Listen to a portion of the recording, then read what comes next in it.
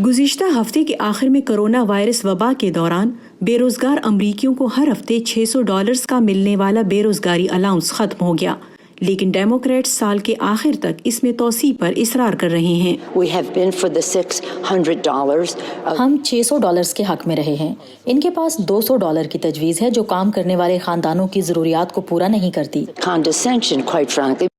Republican रहनुमाओं का कहना है कि हफ्तावार $600 देने से कुछ लोग बेरोजगार रहने को तरजीह देंगे।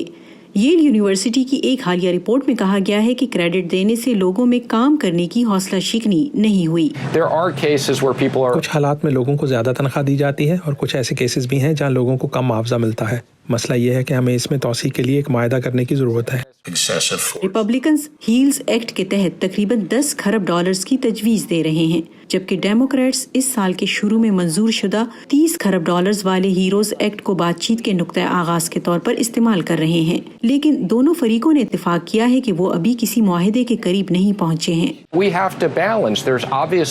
हमें तवाज़न रखना होगा। यकीनन कारकुनों की मदद करने की जरूरत है, मईशत को सहारा देने की जरूरत है। इस खौफनाक बीमारी की वजह से लोगों को कारोबार बंद करना पड़ा जो उनकी गलती नहीं है। दूसरी तरफ हमें मोहतात रहना होगा कि आइंदा नस्लों के लिए बहुत ज्यादा कर्जों का ढेर ना लग जाए। कानून साजों ने मुतनबी किया है कि जब माली इमदाद के लिए बातचीत का सिलसिला जारी है तो मुल्क को कोरोना वायरस के तस्दीक शुदा केसेस और हलाकतों की बढ़ती हुई तादाद से निमटने की अशद जरूरत है।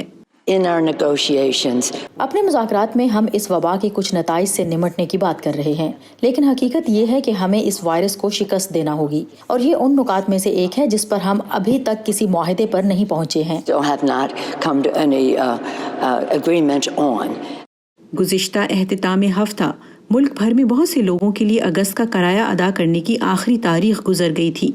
मुतादिद रियासतों में कोरोना वायरस के केसेस में रिकॉर्ड इजाफा जारी है और अमरीकी इस इंतजार में है कि वाशिंगटन में इस हफ्ते कोई बात आगे बढ़े।